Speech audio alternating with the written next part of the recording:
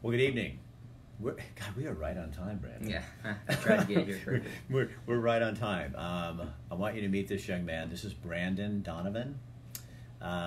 His name has been coming up all over Facebook, and that got my attention. Then I started getting clicked going, Rick Dancer, you got to talk to this guy, and you got to talk to this guy. And then I heard his story, and it was like, I couldn't let it go. So we do not have a sponsor. This is just two guys doing this because I think that he's been treated really poorly. And it was Veterans Day on Sunday, and he's a veteran. The timing was pretty interesting, yeah. And you will not believe kind of the life that this guy has lived. So why don't you just kind of just take it, and I'm gonna share this on some other pages while you're talking, but kind of tell them how this started, okay? And I'll butt in when I need to here. All right, I'm gonna try to start as far back as I could. In 2009, I was deployed to Iraq with the 2 of the 162 Infantry out here in Oregon, and shortly after we got there, I lost my appetite, and I figured it was just stress. We're in a hostile environment. I didn't feel very stressed, but that's what I attribute it to. And throughout the deployment, most of the time, your off time, you're either on mission or you're working out or you're playing video games. And most of us were doing workouts twice a day. We were trying to gain weight. Trying to bulk up. Yeah, and I got up to about 160. At 5'10", which is the highest I had been, feeling pretty good. The appetite still wasn't there, but I was doing mass gainers and protein shakes and whatever we could get our hands on. But you could keep food down. Yeah, and I could force myself to eat past that. I'm not hungry. And then I started to get nauseous towards the end of the deployment, and that made it a little more difficult to keep my weight. And that's when I brought it up with the local medics. But the camp I was at was pretty small.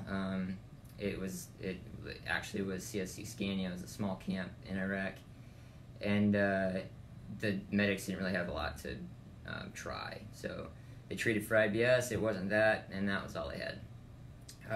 But I could still do PT. I could still ace the PT test 100% across the board. And once I got home, I figured that this stress-induced, not wanting to eat would go away. And then that's kind of around the time it started to hurt every time I would try to eat. And I would try to push past that pain, and then the nausea and pain would just get worse.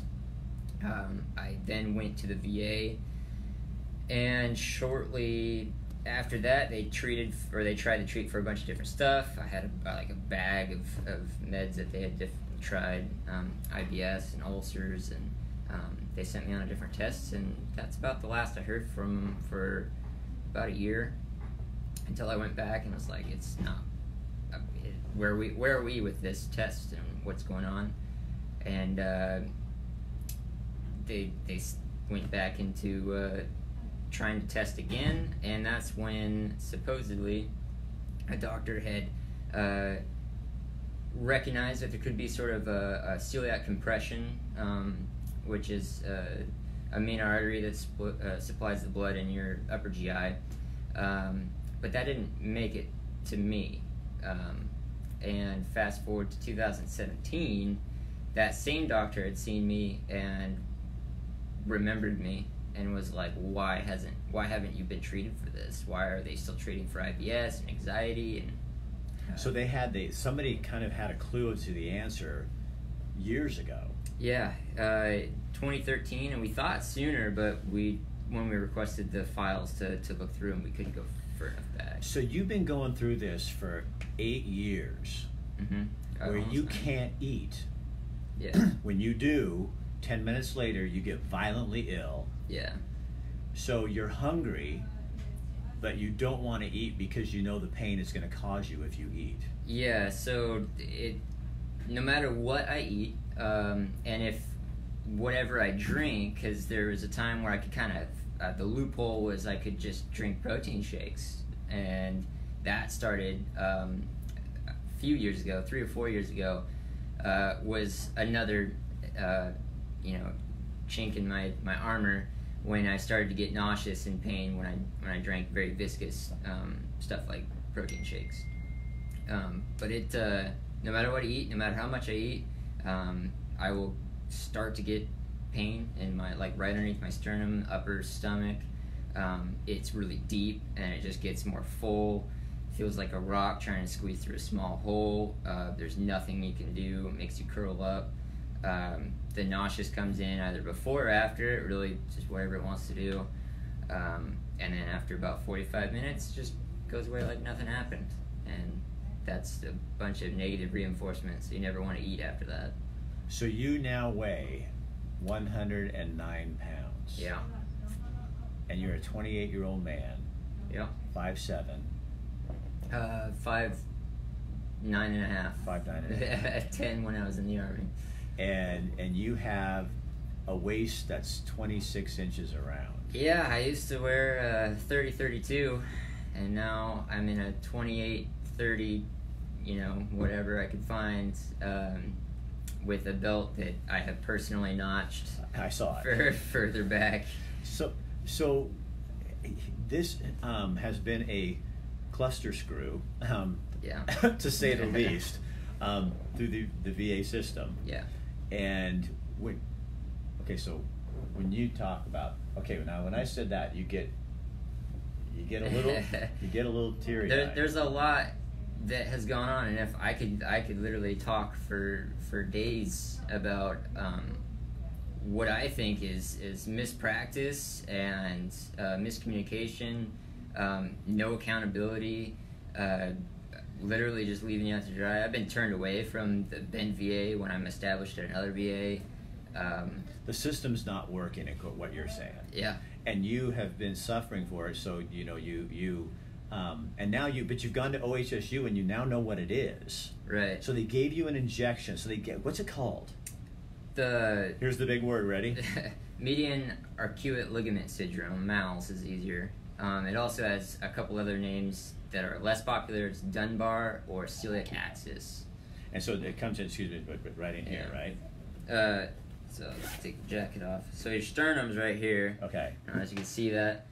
And right underneath your sternum is kind of where all the business starts happening with your nerves. So the ganglion nerve plexus is kind of what is in charge of your upper GI's pain management and just different nerve signals.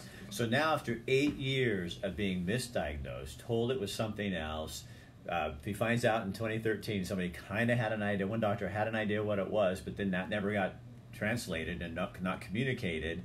So you've suffered for all these years, and now you finally have the answer, but it's going to cost you how much to have the surgery? From what we could just gather from just calling the specialists who we are working with in Connecticut, it out of pocket from start to finish, from getting there to the end of the surgery, is close to $80,000.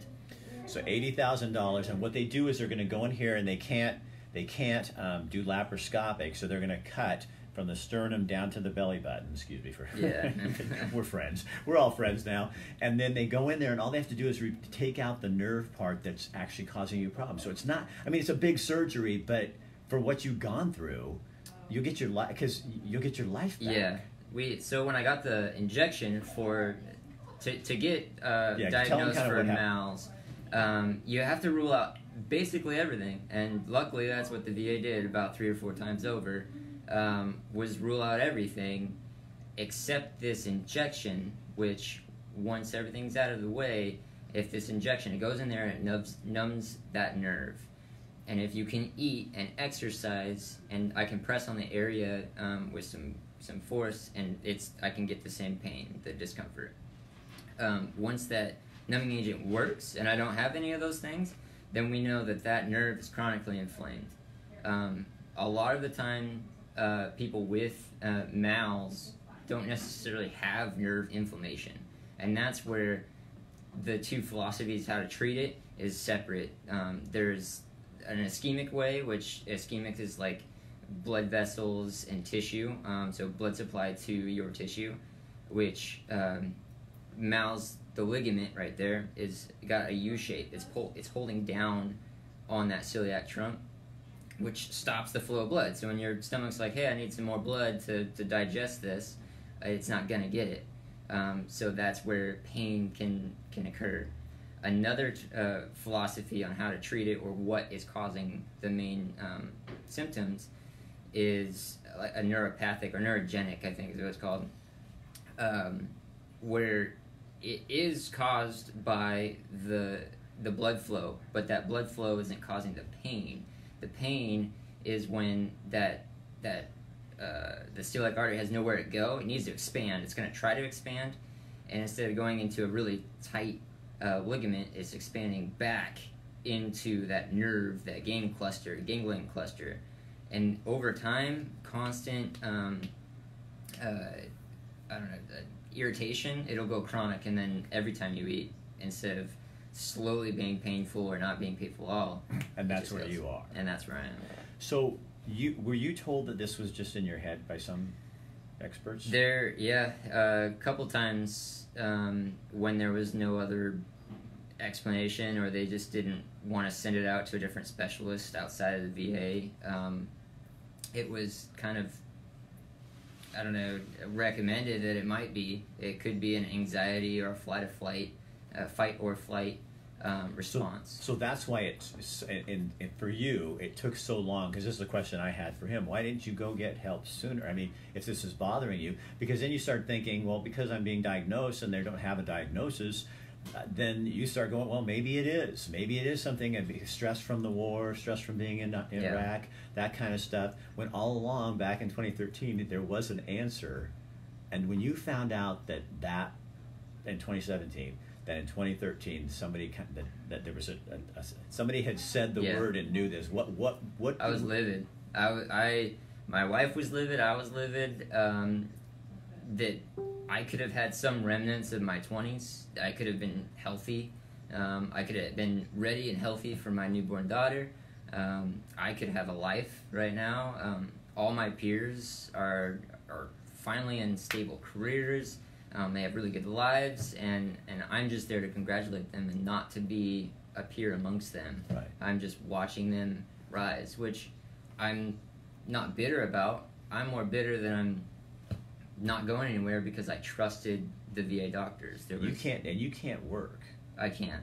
No, I've gotten to the point where my energy is sporadic. Either I'll sleep constantly, I'll faint. Well, God, at 109 pounds, dude. I mean, I get cold all the time. That's for sure. Yeah, I'm sure it's freezing in my office right now because it's kind of cold. So the worst part. The worst part? Yeah. The pain, or no, just about all of it. If I said to you, what is the worst part? Oh, losing out on 10 years of my life. Easy.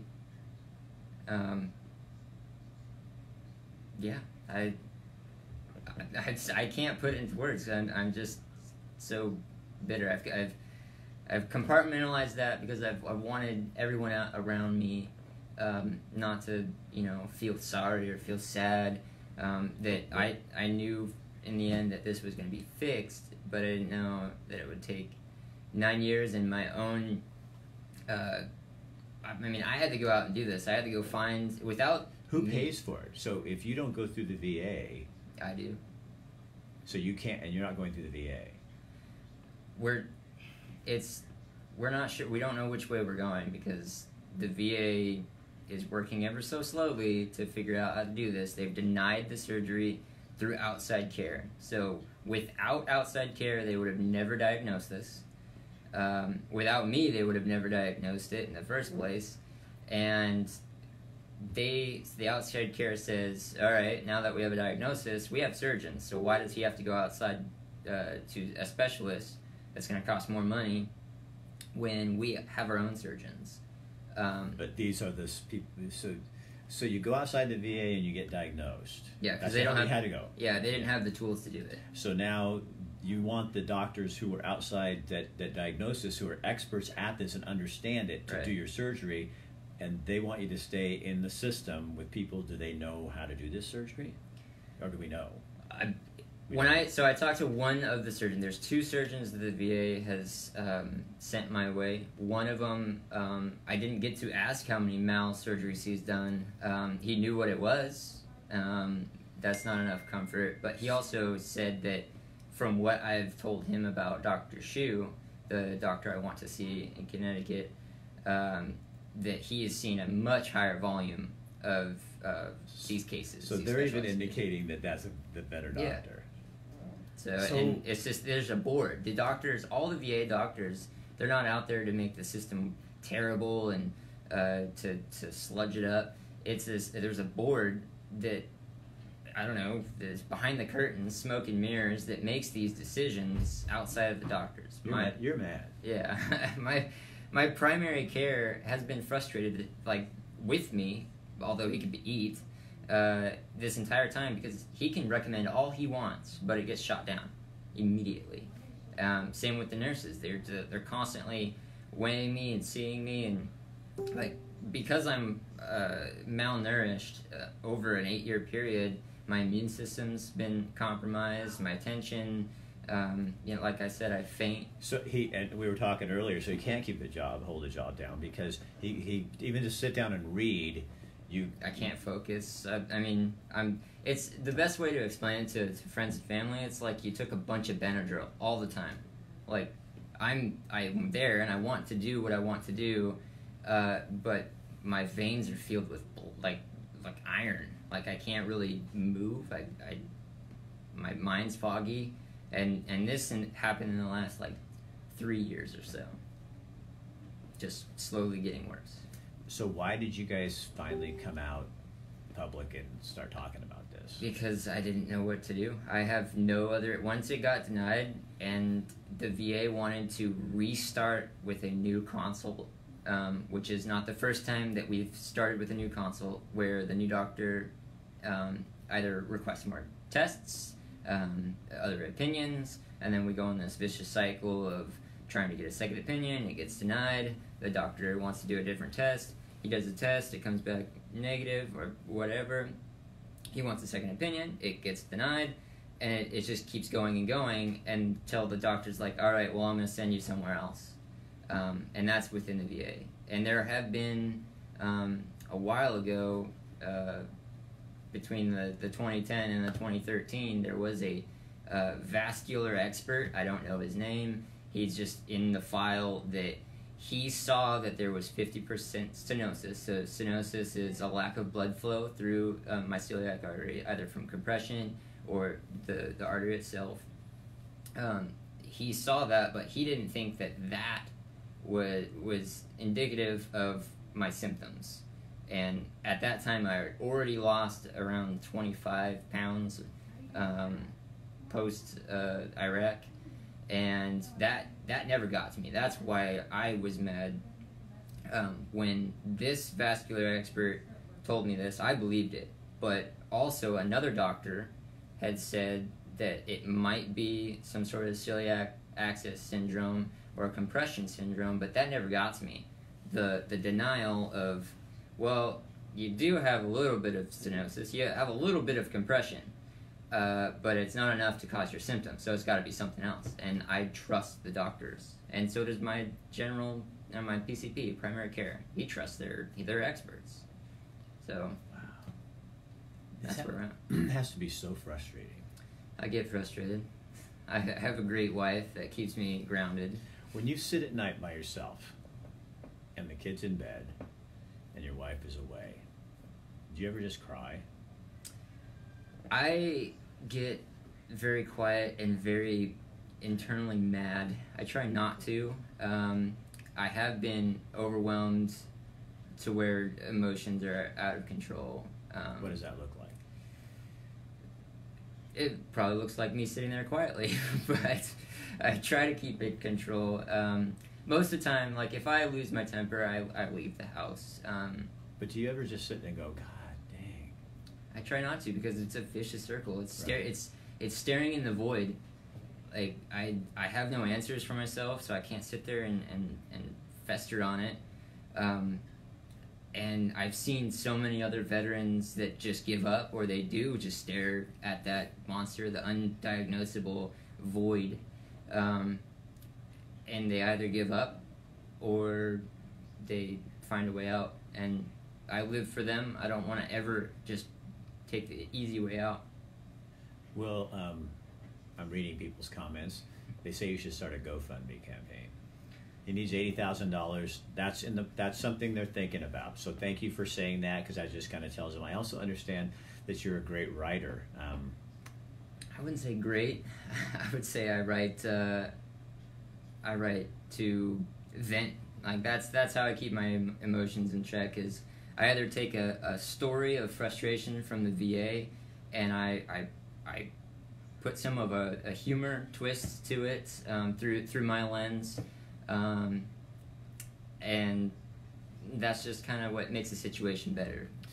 So I'm just going to make the point. So he's a veteran. He served our country.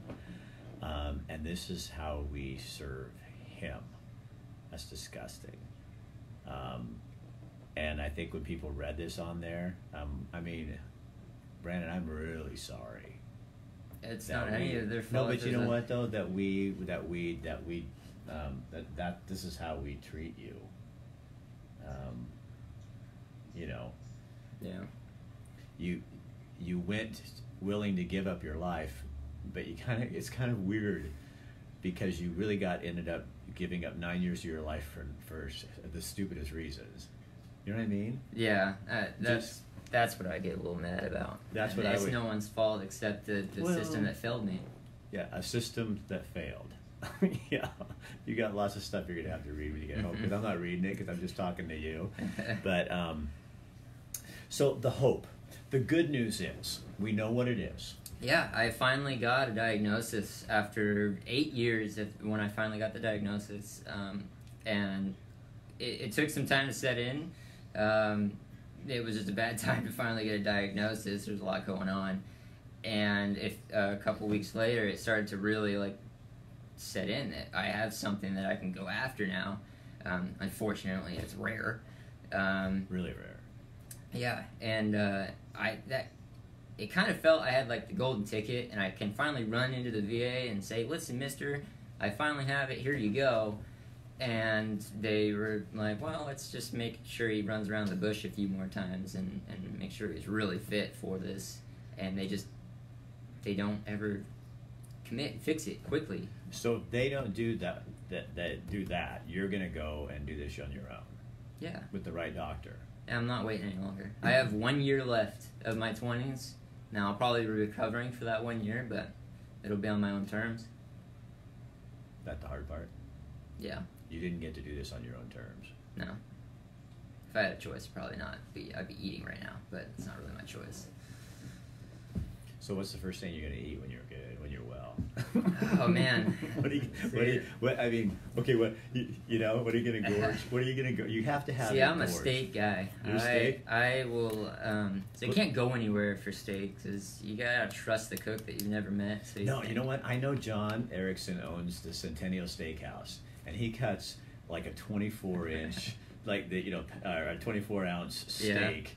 Yeah. And I know John, and he'd give you a couple. We'll just take you down there and just gorge you with potatoes and steak, and he'll cook it perfectly for you. You will be one happy man. So if all this works out, when do you think you'd have the surgery? Dr. Shu, last time I spoke to him, and I'm in direct communication with his PA, they're ready to do it. It'd probably take a couple weeks of logistics, but that's faster than the VA would do it. And do you have to, at some point, do you have to say, I'm not going to wait for the VA, I'm just going to go do this, and I'm $80,000 in the hole? I mean, we could burn the fuse from both ends is another way that me and my wife can look at it. We can try to just go do this and race the VA there, essentially. Because if I get fixed, it's hard for me. When you get fixed. It's hard for me because I want to be selfish and go get fixed, and that's what everybody else wants. But I see an issue with the system, and I've seen people be failed by that system. And if I didn't have good support, and if I wasn't who I am now, I wouldn't keep going to the VA. I wouldn't keep pressing. And there's veterans that are either they've stared into that void a little bit too long, and they've lost a little hope, or they don't have a support system that keeps pushing them to keep going back to the VA. You have to put a lot of effort to be treated by the VA. It is free healthcare, but there's a cost. Free. Obviously, there's been a cost for you. Yeah, it really feels free. Like it's just whatever they can find. But so the point is, you don't want this to happen to somebody else. You want the system fixed. Yeah, and that's kind of why I want. Like the selfish part is like, let's just go do it. Let's just go pay out of pocket. Let's just go get it done. But that doesn't fix the issue. If I make enough noise and make the system fix itself in some way, then maybe the next guy doesn't have to work with this. Maybe she goes straight through and gets fixed all in a few months total. And so if I wait and make sure that those avenues are paved for the next guy, then that's kind of what I want to do. But it's what left is my life. Like how much time do I have left? Right. So in the meantime, he's contacting Ron Wyden, Peter DeFazio. This is how you guys can help. You can also contact Ron Wyden, Peter DeFazio, Jeff Berkeley, our other senators, our other congressional people. I'm just going to say, I'm not going to sit here and try to remember all their names. But you can write them and tell them about what you just saw. You can link this video to the letter and send it to them so they see Brandon's story on that end. So that change can happen.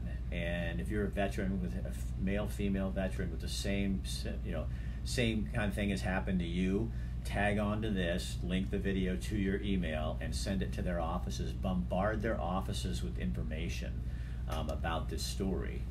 And I'm going to be selfish. If you're not going to get reimbursed from it, I don't think you should wait. Dude, you know what? You've already given us 9 years, and I don't think you should wait.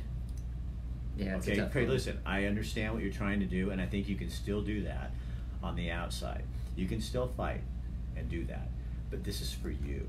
Right. You need to go get yourself. You need to go do what's good for you and your family.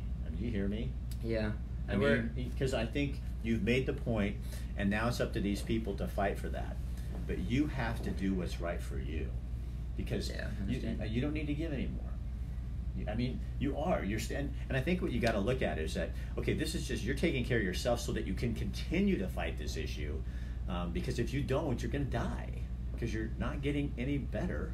Yeah, we're worried about even if I get fixed tomorrow, I've not been eating well, and my system has been struggling to be a system for 9 years of eating very little. The bare minimum to stay awake during the day. But Dr. Shu will know that, don't you think? He'll know how. Other people. But we don't know what my system has reacted to this. Okay, but you can't go that far. I know. You can't go that far. You can't. You got to take one step at a time, dude. Yeah. But it's all the compartmentalized stuff that I have to look. That's how we are. As people, but I think as guys, it's really hard because you want to go through and figure that whole thing out, and you just need to take care of yourself and get yourself fixed and better, and then worry about those things as they come apart. Because what can you change about it? Absolutely nothing. Right. But you can get yourself better for your child and for your wife and your other family who are all on here, super proud of you and having a great time seeing you. Dude, you got a set of kahunas on here. You got balls, man. You are coming. Dude. I know, but look, you're still a soldier. You're a warrior, dude. You're still fighting, and I love your attitude because you really are fighting for people. But I think I want to see you fight for Brandon. We just did what we can here. Okay, so why does that make you teary? It's so hard to ask for money from people. Oh, shut the hell up. Like, he needs money. not, I have no problem with that. So he also needs money, so if people can get a hold of Brandon, help him set up a GoFundMe or something that works well, so he can, just be quiet. I'll do this part for you. I'm the sales dude. He needs your help. So if we are really about veterans and we really are about taking care of people and we really think this story stinks, then two things you do. You write your congressional people, you write your senators, that's one, that's writing. Second thing is we find a way to get this $80,000 paid for him because he's already done enough. And he and his small family cannot afford $80,000 in bills, in medical bills. So it's still our money. And so we can send it to the hospital, the old one, or we can send it with him to the new guy who knows what he's doing and going to take care of him. And so, you know, we say a lot of stuff, but you put your money where your mouth is. And I think I think all of us know enough people that can get together and help this guy out with that kind of thing. I'm almost positive of it. So how can people? I don't want you to necessarily give your phone number, but do you have a Facebook page? You have something? What's it kind of give people that information? In fact, is your wife's on here? Isn't she? I think I saw her reply to someone on Jennifer. Here. Yeah, Jennifer. If you keep plugging that in there for people, they can go on and find out. And if any of you have ideas that he can help him, good God, you know. Any contacts, you got make noise. I mean, we're trying to fix this for me and then the next guy. I mean, it's not all about me. So news outlets, anything you think about. They've been contacting everybody and nobody's talking to them. It's pretty dry. A lot of like support from just you guys, but nobody wants to take it and run with it. So, and quite honestly, nobody really watches the news anyway, so it's not that big a deal. But here's something that can be done. If you know veterans organizations that could help out, if you know other vets who are connected in some way, not to the hospital, but to other ways, other directions like that, to funding. There's just got to be people. $80,000 is a ton to him, but to everybody as a community, that's not a lot of money. So I think try for your service, Brandon. We will always fight for you. Let's all go.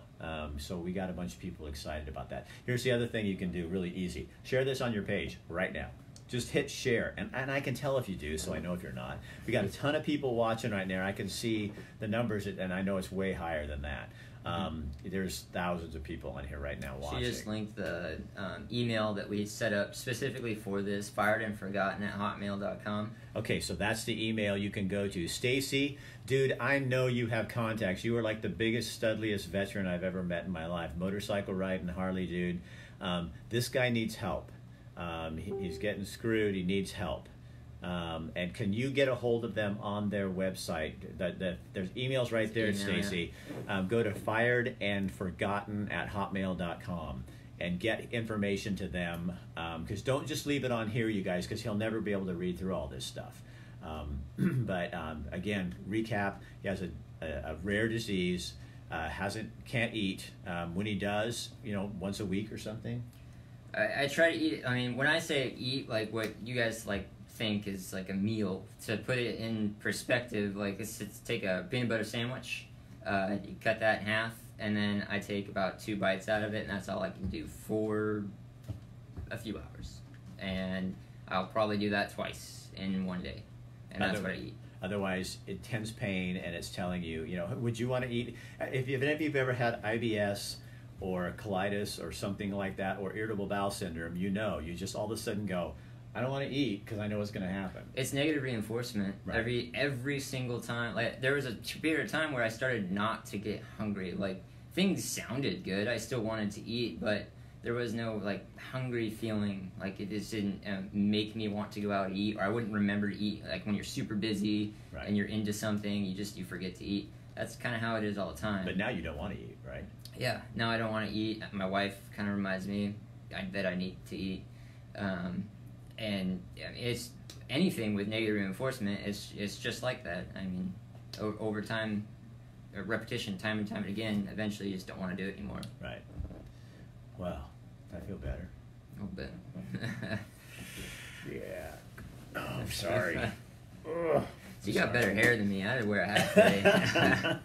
I'm known for it. Yeah. It's hair products and a good barber. There you go. Okay, you guys. So, thanks for trusting us with your story. Thanks for doing this. Dude, this is what I live for, giving you a voice, giving people a voice. That's what I do. And then what these people do is they take that voice and they give it another voice and keep going with it. So you guys, please share it on your page. Let people know what's going on.